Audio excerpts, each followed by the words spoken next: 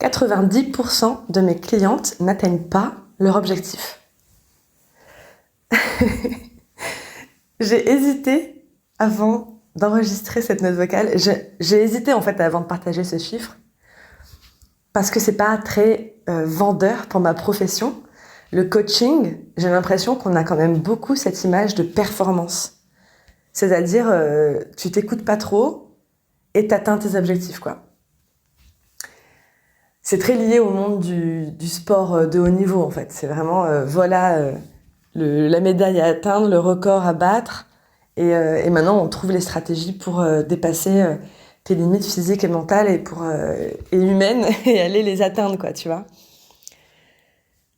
Mais le coaching tel que je le pratique et tel qu'on le pratique quand même de plus en plus quand on traite avec des domaines de vie, c'est pas ça.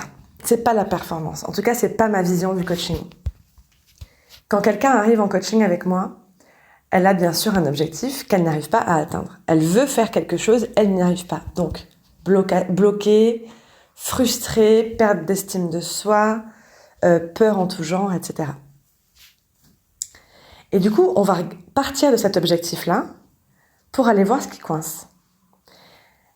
Mon objectif à moi, en tant que coach, mon intention n'est pas de lui faire atteindre cet objectif fixé en démarrage.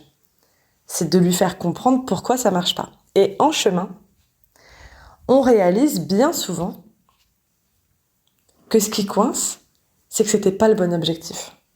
En fait, elle s'était fixé un objectif et de manière plus générale, des aspirations de vie ou des aspirations professionnelles qui n'étaient pas sincèrement ce qu'elle voulait au fond d'elle.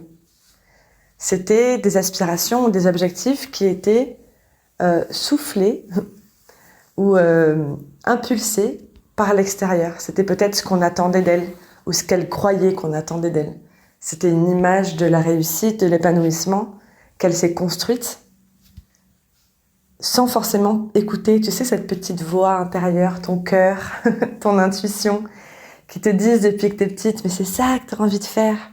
Et par-dessus est venue se superposer des couches de mais non, mais n'importe quoi, on peut pas gagner sa vie comme ça, c'est pas sérieux comme métier, c'est pas ça qu'il faut vouloir dans sa vie, c'est pas le genre, c'est pas mon genre, c'est pas le genre de ma famille, c'est pas le genre de la personne que je me suis dit que je voulais être.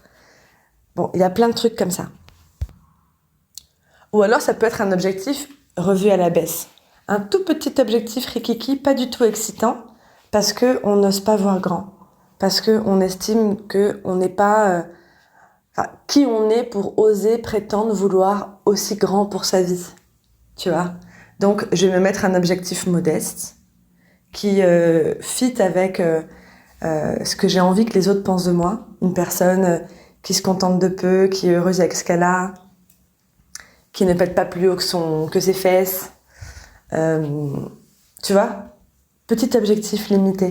Du coup, qui fait pas du tout palpiter et du coup, qui ne génère absolument aucun pouvoir d'action. Donc, ma cliente arrive en coaching, m'expose son objectif, me dit « Je ne comprends pas pourquoi, j'ai tout pour y arriver, je n'y arrive pas. » D'accord, on va regarder ce qui bloque. Et ce qui bloque, c'est que c'était pas le bon objectif. Donc, je suis très très fière de dire finalement que mes clientes n'atteignent pas leur objectif parce que à la fin du coaching avec moi, la plupart du temps, soit elles ont atteint leur objectif de base, ça on va dire que c'est pour les 10% estimés des personnes qui avaient le bon objectif, soit en fait elles s'alignent à qui elles sont vraiment, à ce qu'elles veulent vraiment pour leur vie. Et il y a toujours cette phase, tu sais, de « Ah mais en fait, toutes ces années, j'ai poursuivi le mauvais objectif. » Donc il y a un petit peu la phase de « Il faut lâcher prise, un peu le deuil » de toute l'énergie, le temps investi là-dedans. Et puis tout à coup, il y a la libération de « Mais c'est parce que c'était pas moi. Et maintenant, je suis vraiment moi. Et maintenant, je vais faire vraiment ce que je veux. Et là, mais j'aimerais trop que tu vois ça, quoi. J'aimerais trop que tu vois ça avec moi. Ce qui se passe chez un humain, quand elle a compris ce qu'elle veut vraiment et qu'elle est OK de l'assumer à l'intérieur d'elle, mais tout s'aligne. L'énergie, la confiance, l'univers s'aligne, s'associe pour que la réussite soit au bout du chemin, en fait. Voilà, c'était le partage du jour. Sache que si on travaille ensemble, il est probable que tu changes d'objectif en cours de route et que c'est OK.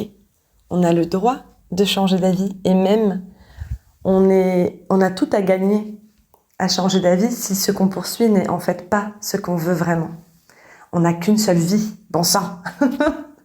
Et moi, ma mission, enfin non, mon pourquoi, c'est que tu sois fier de ta vie. Et que si tu te rends compte que c'est pas le cas, je veux que tu trouves le courage et la ressource pour tout recommencer. Je te laisse un lien juste en dessous de cet épisode pour t'inscrire à la liste d'attente qui va te permettre, si tu le souhaites, de réserver un appel découverte avec moi. C'est la première prise de contact. Et de réserver ta place pour la rentrée. Je n'ai pas de place de coaching avant septembre, mais ça peut être l'occasion pour toi d'anticiper ta reprise après les vacances d'été sereinement. À très vite, parce que j'ai encore plein de trucs à dire.